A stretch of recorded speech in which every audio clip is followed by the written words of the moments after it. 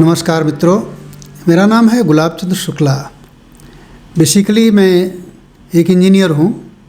मैंने नौकरी भी हमेशा इंजीनियर्स की है, लेकिन मेरा हमेशा रुझान यही रहा है कि किस तरह से हम अपने को समाज के व्यवहार में जोड़ें। व्यवहार का मतलब है कि हम दिन प्रतिदिन क्या करते हैं, कैसे करते हैं, किस तरह से एक दूसरे के साथ इंटरेक्ट करते हैं। और इसमें बात विशेष आती है कि धार्मिक व्यवहार। इसलिए हम आप लोगों से आज जो चर्चा करेंगे उसका विषय होगा धर्म। मैं दिल्ली से इलाहाबाद आ रहा था, ट्रेन में आ रहा था मैं। उस समय कुछ लड़के जिनकी उम्र रही होगी करीब 25 और 40 के बीच में, वो लोग आपस में बात कर रहे थे और उसी बीच में टॉपिक आया धर्म के बारे में। कुछ लोग हिंदू धर्म, कुछ लोग इस्लाम, कुछ लोग क्रिश्चियनिटी के बारे में बात कर रहे थे। अचानक उसमें से एक लड़के ने उनसे कहा कि आप ये सब वाद विवाद तो कर रहे हैं, लेकिन आप लोगों में से किसी को क्या यह पता है कि धर्म क्या है? आप यकीन मानिए सब चुप हो गए। मैं भी उसको सुन रहा था और जैसे ही उसने ये सवाल पूछा, मेरे मन में भी आया कि कितने लोग हमारे भारतवर्ष में या पूरी दुनिया में धर्म के बारे में जानते होंगे। धर्म के बारे में तो सभी लोग जानते होंगे कि ये धर्म अच्छा, वो धर्म अच्छा, इस धर्म को हमें मानना है, हमें हिंदू मानना है, हिंदू धर्म मानना है, इस्लाम मानना है, क्रिश्चियनिटी मानना है। लेकिन धर्म क्या है, इस विषय में बहुत सारे लोग चुप्पी साध लेते हैं। हम भी विचार करने लगे और फिर विचार, चूँकि हमने इससे पहले गीता वगैरह थोड़ी पढ़ी हुई है, तो उसमें कुछ श्लोक्स थे, उनके बारे में हमने कंटेम्पलेट किया और भी हमने कुछ खोजबीन की। तो जाकर के यही समझ में आया कि सबसे पहले हमें ये जानना होगा कि धर्म क्या है। उसके बाद हम लोगों को जानना होगा कि कौन सा धर्म है और कौन सा धर्म हमारे लिए अच्छा है या पूरी इंसानियत के लिए, पूरी ह्यूमैनिटी के लिए अच्छा है। इस बारे में कहने के लिए तो जितने आदमियों से आप बात करिए, उतने लोग अलग अलग धर्म की व्याख्या करेंगे, अलग अलग धर्म को अच्छा बताएंगे। लेकिन सबसे बड़ा तो सब लोग इसी बात को मानेंगे कि जिस धर्म से किसी को भी कष्ट ना हो वही धर्म सबसे अच्छा है। लेकिन वो जानने से पहले हम लोग ये जानना चाहेंगे कि धर्म क्या है। मित्रों, धर्म का अर्थ होता है धारण करना। अब चाहे वो किसी भी ग्रंथ में हो, हिंदुओं के महाभारत में हो, रामायण में हो या कुरान में हो, चाहे वो ये बाइबल में हो, लेकिन उसका अर्थ तो एक ही होगा, धारण करना। अब धारण क्या करना? धारण करने के लिए हम लोग वस्त्र धारण करते हैं और लोग अलग अलग टाइप के वस्त्र धारण करते हैं। जैसे कोई स्टूडेंट है तो उस टाइप का पहनेगा, कोई पंडित जी हैं तो वो अपना धारण करेंगे। लेकिन यहाँ पर जब हम लोग धर्म की बात करते हैं तो हमको धारण करना है वो सब चीज़ जिससे पूरी इंसानियत का, बल्कि ये सोचिए कि पूरे जीव का कल्याण हो, उस चीज़ को हमें धारण करना है। मित्रों, इस तरह से धारण तो हम लोग करेंगे, लेकिन धारण क्या करेंगे, इसको हमें धर्म से जब हम रिलेट करेंगे तो ये होगा कि हम समझें कि धर्म क्या है और उसे हम धारण करेंगे। अब धर्म में हम विशेषकर जिस धर्म को हिंदू लोग मानते हैं, हिंदुओं के मन में जिस धर्म के प्रति आस्था है, उसकी बात हम यहाँ करेंगे। उसमें ये अगर वास्तविक मीनिंग लिया जाए इस शब्द का, धर्म का, तो धर्म का मतलब होता है ऑर्डर। अंग्रेजी में बोलते हैं ऑर्डर। ऑर्डर का मतलब व्यवस्थित। जैसे उदाहरण के तौर पर हम लोग एक कमरे में ढेर सारे सामान इकट्ठा करके रख देते हैं, उसको हम लोग बोलते हैं ये हमारा स्टोर रूम है। लेकिन जब हम उसमें जाएंगे तो हमको चीज़ों को ढूंढना पड़ता है कि इसमें खीला कहाँ रखा है, कुर्सी किधर रखी है, टेबल कहाँ है, चारपाई की रस्सी कहाँ है। इस तरह से हमको ढूंढना पड़ता है। लेकिन अगर बड़े बड़े वेयर हाउस में जाएं, वेयर हाउस का मतलब कि जहाँ पर लोग व्यापार करने के लिए अपने सामान को रखते हैं, तो वहाँ पर एक व्यवस्थित तरीके से उसे रखा जाता है। और बल्कि वो लोग तो कोड बना करके कंप्यूटर में या अपने किताब में लिख करके रखते हैं कि इस जगह पे ये सामान है, इस रैक पर ये सामान है, उसको नंबरिंग करके रखते हैं। तो इसी तरह से कुछ बात धर्म की होती है। तो धर्म में एक व्यवस्था बनाई जाती है जिसको अगर हम लोग फॉलो करें तो हर मनुष्य को एक दूसरे से कोई तकलीफ़ नहीं होगी, शिकायत नहीं होगी। लेकिन कितना भी कुछ आदमी व्यवस्था बना ले, कितना भी नियम कानून बना ले, फिर भी चाहे गलती से चाहे अनजाने में लोगों से एक दूसरे को कष्ट हो जाता है। और जब वो तकलीफ़ होती है तब वहाँ पर लड़ाई झगड़ा शुरू होता है। तो उसको हम कैसे ख़त्म करें, इसके लिए फिर उसमें सुधार किया जाता है। तो इस तरह से जो हमारा धर्म बना उसका लगातार इवोल्यूशन होता गया, उसमें सुधार होते गए। और जैसे जैसे सुधार हुए ऐसे ऐसे ही उसमें विकृतियाँ भी आई। और एक समय ऐसा भी आया कि कुछ लोग धर्म को कुछ हिस्से को अपना मानने लगे और दूसरे एरिया में उसी धर्म को थोड़ा सा विकृत करके लोग अपने ढंग से उसको इंटरप्रेट करने लगे, अपने ढंग से समझने लगे। इस तरह से हमारे धर्म में ढेर सारे उपधर्म बन गए, या तो उसको बोलिए कल्ट बन गए, अलग अलग धर्म बन गए, अलग अलग मान्यताएं हो गई। लेकिन जब हम लोग समझेंगे कि धर्म क्या है, तो किसी भी धर्म में अगर हम इसको ना ध्यान दें कि लोगों के मन में क्या भाव आ रहे हैं, क्या नहीं आ रहे हैं, सबके भलाई के लिए अगर हम लोग देखेंगे तो उसमें कुल मूलभूत बातें होंगी। और उन बातों को अगर हम लोग समराइज़ करेंगे तो समझ में आएगा कि इसको हम लोग धर्म की संज्ञा दे सकें, इसको हम लोग धर्म का नाम दे सकें। मित्रों, अब जैसे धर्म के बारे में कुछ लोग कहते हैं कि हम लोग भगवान में जो विश्वास करते हैं, या जो हम लोग भगवान के विश्वास से संबंधित कार्य करते हैं, जो एक्टिविटीज़ करते हैं, ईश्वर में, देवताओं में विश्वास, उनसे संबंधित दार्शनिक विचारधारा, कर्मकांड, इसको लोग धर्म समझते हैं। उसके साथ ही हम लोग समझते हैं और कुछ लोग मानते भी हैं कि केवल एक ईश्वर होता है। लेकिन बहुत सारे लोग बोलते हैं कि बहुत सारे ईश्वर होते हैं। और ये सारी परेशानियाँ, ये सारी विकृतियाँ आती हैं भाषा के अलग अलग परिभाषा की वजह से। जैसे हम लोग गॉड का मतलब समझते हैं कि भगवान, लेकिन हिंदुओं में ढेर सारे गॉड हैं। जैसे भगवान हैं, विष्णु हैं, शंकर भगवान हैं, हनुमान जी हैं। तो बहुत सारे लोग बोलेंगे कि ये भगवान हमारे लिए भगवान गॉड हैं, हनुमान जी हमारे गॉड विष्णु भगवान हैं, हमारे गॉड शंकर भगवान हैं। तो इस तरह से बहुत सारे देवता हो गए हैं। तो एक तो हो गया एकेश्वरवाद और दूसरे हो गए बहुदेवतावाद। और इनसे आधारित, इनके ऊपर जो आधार करके या धार्मिक विश्वास करके जिस चीज़ को लोग फॉलो करते हैं उसको लोग धर्म मानते हैं।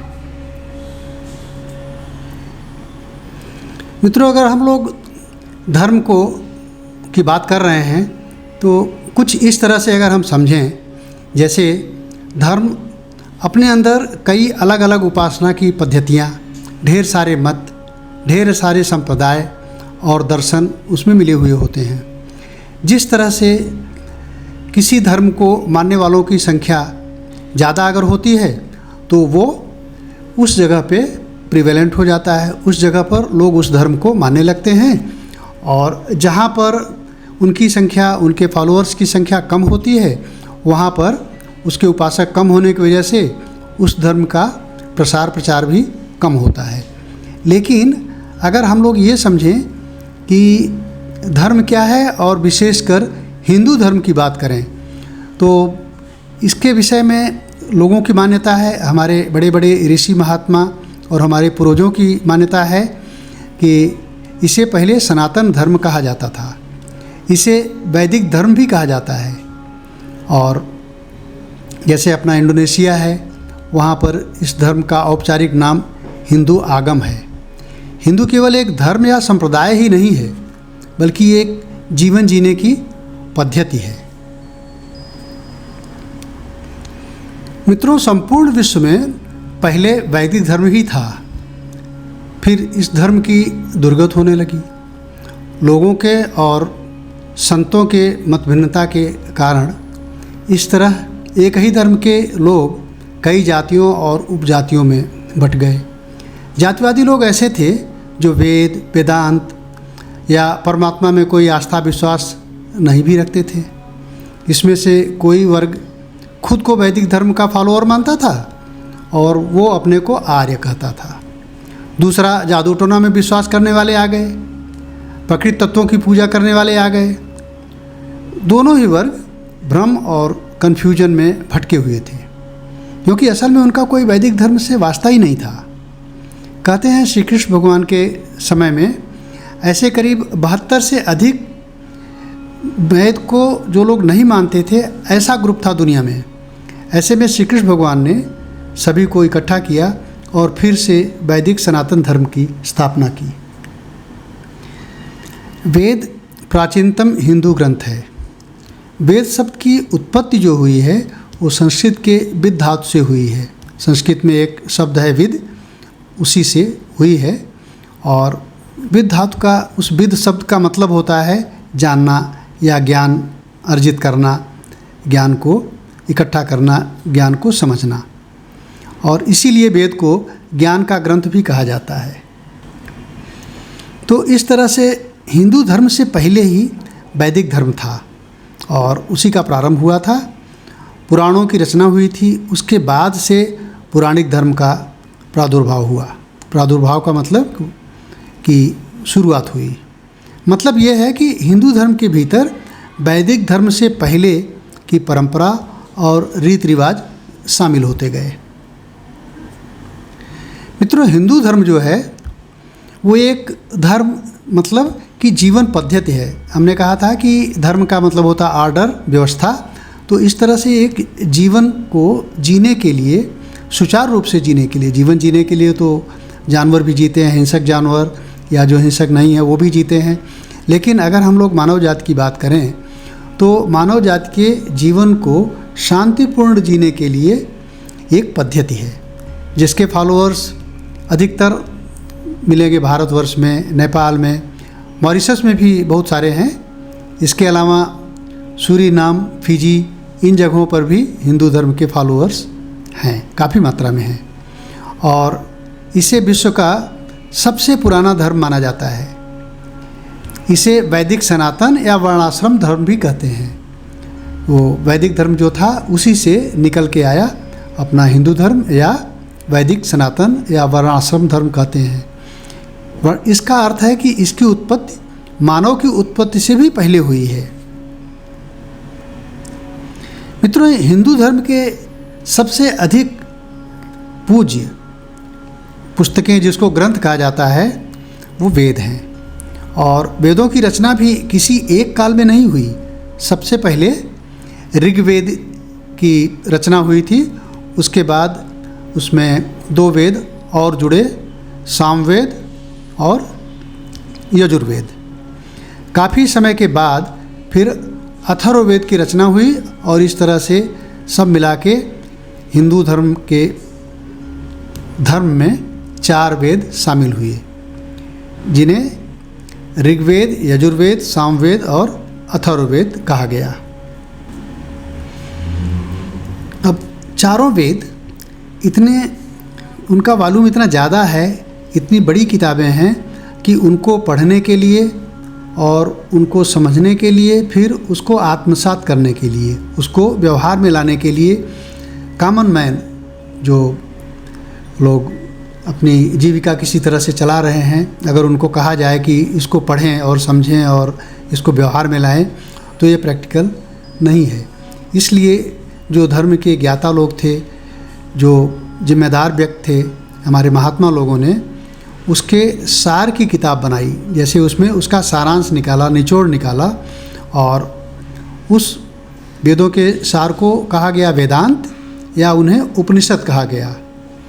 इस तरह से हम कह सकते हैं कि उपनिषद हमारे वेदों में से निकाले गए सार के, निकाले गए सारांश की किताब हैं। लेकिन बाद में ऐसा समझ में आया कि उपनिषद भी अधिक हैं और उपनिषद को पढ़ने के लिए लोगों के पास समय नहीं है, समझ नहीं है, और लोगों के लिए ये भी प्रैक्टिकल नहीं है। तो फिर उसमें से सारांश निकाल करके गीता बनाई गई। गीता हिंदुओं का सर्वमान्य एक मंत्र धर्म ग्रंथ है। गीता ही एक ग्रंथ है जिसको अधिक से अधिक, कम से कम भारतवर्ष में तो सबसे अधिक, चाहे वो दक्षिण भारत हो, चाहे उत्तर हो, पूरब हो, पश्चिम है, इसी ग्रंथ को बिना किसी विवाद के सबसे अधिक मान्यता मिली है। इस तरह से मित्रों, इस बात को समझने की ज़रूरत है कि गीता की गणना अब किस में की जाए। तो यह उपनिषदों में से इसका सारांश लिया गया है, इसलिए इसकी गणना उपनिषदों में की जाती है। इसीलिए इसे गीतोपनिषद भी कहा जाता है। दरअसल यह महाभारत के भीष्म पर्व का एक हिस्सा है। महाभारत के ही कुछ स्थानों पर इसे हरि गीता भी कहा गया है। शांति पर्व अध्याय 346 वर्ष 10 और अध्याय 348 वर्ष 8 और 53 में इसका उल्लेख है। मित्रों, गीता एकमात्र ऐसा ग्रंथ है जिस पर दुनिया भर की भाषा में सबसे अधिक भाष्य, टीका, व्याख्या, टिप्पणी, निबंध या रिसर्च किए गए हैं और लिखे गए हैं। इसके बारे में आदि शंकराचार्य, रामानुजाचार्य, मध्वाचार्य, निम्बार्क, भास्कर, वल्लभ, श्रीधर स्वामी, आनंद, मधुसूदन सरस्वती, संत ज्ञानेश्वर, बाल गंगाधर तिलक, परमहंस योगानंद, महात्मा गांधी, सर्वपल्ली डॉक्टर राधाकृष्णन, महर्षि अरविंद घोष, एनी बेसेंट, गुरुदत्त, विनोबा भावे, स्वामी चिन्मयानंद, चैतन्य महाप्रभु, स्वामी नारायण, जयदयाल, गोयंका, ओशो रजनीश, स्वामी क्रियानंद, स्वामी राम सुखदास, श्री राम शर्मा आचार्य आदि सैकड़ों विद्वानों ने गीता पर भाष्य लिखे और प्रवचन दिए हैं। लेकिन लोग कहते हैं, और मेरा भी ऐसा मानना है, कि जिसको हम लोग आज भी लोग कहते हैं कि एक भगवान थे, उनका नाम था ओशो रजनीश।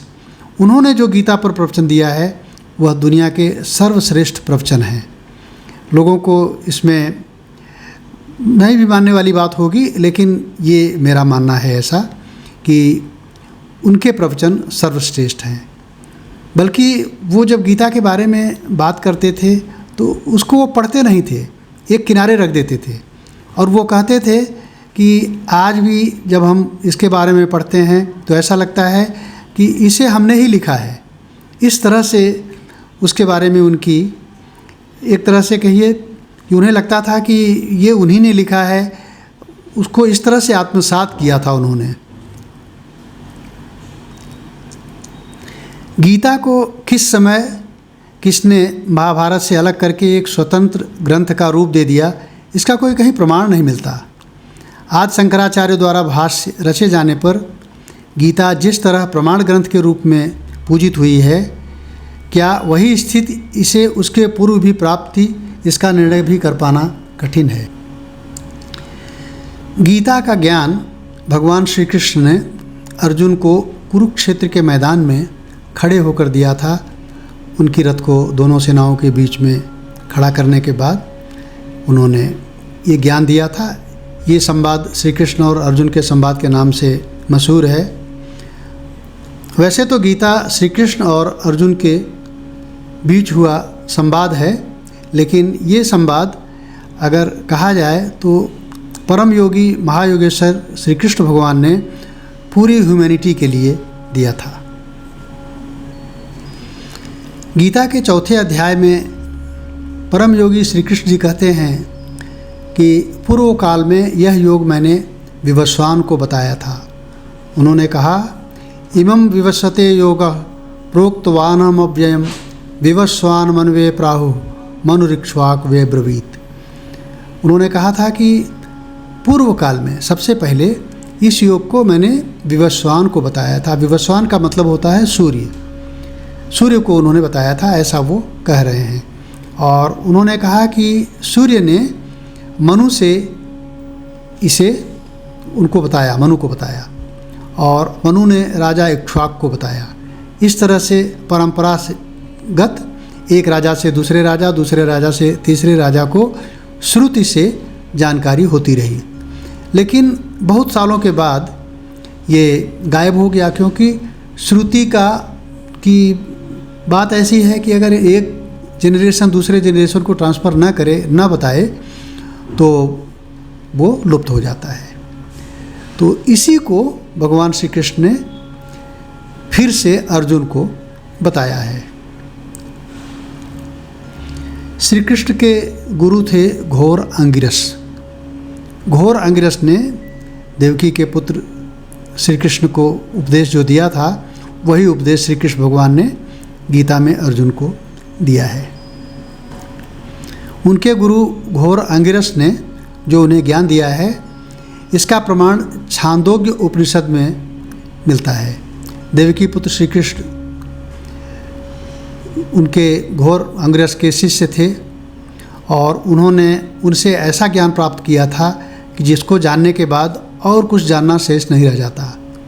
यद्यपि गीता द्वापर युग में महाभारत के युद्ध के समय रणभूमि में जब अर्जुन कन्फ्यूज थे, वो नहीं जानते थे कि उन्हें क्या करना है, किंग कर्तव्य विमूढ़ की स्थिति थी, उनको समझाने के लिए भगवान श्री कृष्ण द्वारा कही है। लेकिन जैसा कि हमने आप लोगों से कहा कि इस वचनामृत की प्रासंगिकता, ये कंटेस्ट आज भी बनी हुई है, उतनी ही बनी हुई है, उतनी ही आज भी एप्लीकेबल है जितनी ये द्वापर में थी जब महाभारत हुआ था। गीता में भगवान ने अर्जुन को बताते समय भक्ति, ज्ञान और कर्म मार्ग की चर्चा की है, जिसमें उन्होंने यम, नियम, धर्म, कर्म आदि के बारे में बताया है। गीता ही कहती है कि ब्रह्म, ईश्वर एक ही है। मित्रों, यहाँ पर जब ब्रह्म कहें तो उसका मतलब ब्रह्मा नहीं होता है। यहाँ ब्रह्म का तात्पर्य है ईश्वर। और एक बात और आप लोग अनुभव कर सकते हैं, ये हमारे कहने की बात नहीं है। गीता को अगर हम बार बार पढ़ेंगे तो हमें हर बार इसके अंदर जो ज्ञान छुपा हुआ है उसका रहस्य खुलता जाएगा, और हर बार हमें कुछ अधिक समझ में आएगा। गीता के एक एक शब्द पर एक एक ग्रंथ लिखा जा सकता है। गीता में सृष्टि, उत्पत्ति, जीव उत्पत्ति, जीव का विकास क्रम, हिंदू के भगवान जिसको कह सकते हैं, देवता जिसको कह सकते हैं, या संदेहवाहक कह सकते हैं, मैसेंजर कह सकते हैं, वो किस क्रम में आए, मानव की उत्पत्ति, योग, धर्म, कर्म, ईश्वर, भगवान, देवी देवता, उपासना, प्रार्थना, राजनीति, युद्ध, मोक्ष, अंतरिक्ष, आकाश, धरती, संस्कार, वंश, कुल, नीति, अर्थ, पूर्वजन्म, जीवन प्रबंधन कि जीवन को हम कैसे मैनेज करें, पूरे राष्ट्र का निर्माण, आत्मा, कर्म सिद्धांत और त्रिगुण की संकल्पना। 3 गुण हमारे अंदर हैं, इसको कैसे हम लोग अनुभव कर रहे हैं, किस तरह से मुझे ये प्रेरित करते हैं। ये सभी प्राणियों में मैत्री भाव आदि सभी की जानकारी मिलती है। लेकिन कोई भी व्यक्ति अगर इसे पढ़ना चाहे, समझना चाहे, तो जिस तरह से प्राइमरी स्कूल, फिर middle school, intermediate college, degree college, research, इस तरह से स्टेजेज में लोगों को समझ में आती हैं बातें, उसी तरह से इसको भी हम लोग समझ सकते हैं। श्रीमद् भगवत गीता परम योगी श्री कृष्ण की वाणी है। इसके हर श्लोक में ज्ञान रूपी प्रकाश है, जिसके पढ़ने से, जिसके समझने से हमारा अंधकार, अज्ञान का अंधकार समाप्त होता है, नष्ट होता है। और ज्ञान, भक्ति, कर्म, इन तीनों योग की मार्गों की इसमें विस्तृत व्याख्या हुई है। व्याख्या के लिए अगर जैसे हमने अभी आपसे चर्चा किया कि एक एक शब्द पर जब एक एक ग्रंथ लिखा जा सकता है, तो पूरी गीता की व्याख्या के लिए तो परम योगेश्वर कृष्ण ही कर सकते हैं। लेकिन आप इसको पढ़ते रहेंगे और समझते रहेंगे तो महायोगेश्वर कृष्ण की कृपा से आपको बातें समझ में आएंगी और आप परम पद के अधिकारी बन सकते हैं। इस तरह अगर हम लोग धर्म के बारे में जानने के लिए कि धर्म क्या है और किस तरह से हम लोग उसको फॉलो करें, हमारे मत के अनुसार गीता एक महत्वपूर्ण और बहुत ही पवित्र ग्रंथ है जो कि हमें रास्ता दिखा सकती है। क्योंकि युधिष्ठिर से भी इस महाभारत के ही कथा में एक जगह उल्लेख है कि युधिष्ठिर से जब यक्ष ने प्रश्न पूछा था कि कौन सा धर्म सर्वश्रेष्ठ है, तो उनका उत्तर ये था कि इस विश्व में एक धर्म नहीं है, एक कल्ट नहीं है, एक ग्रुप नहीं है, बहुत सारे हैं और उन सारों में ऐसा भी नहीं है कि एक जैसी मान्यता हो, उसमें भी अलग अलग मान्यता है। इसलिए उनका जवाब था महाजनो इन गतः स पंथा, कि जिस रास्ते से महाजन लोग बने हैं वही रास्ता सही है।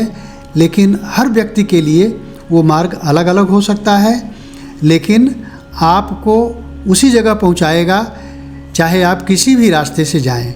और वो जगह मुक्ति की जगह होती है, मोक्ष का जगह होता है, जिसके बारे में हम अपने अगले YouTube में बात करेंगे। अभी इस समय वो चर्चा का विषय नहीं है, इसलिए अब हम इस बात को यहीं समाप्त करते हैं और आप लोगों से निवेदन करते हैं कि आप लोग गीता का पाठ अवश्य करें, चाहे एक ही श्लोक पढ़ें, 2 ही श्लोक पढ़ें और बार बार उसको कंटेम्पलेट करें।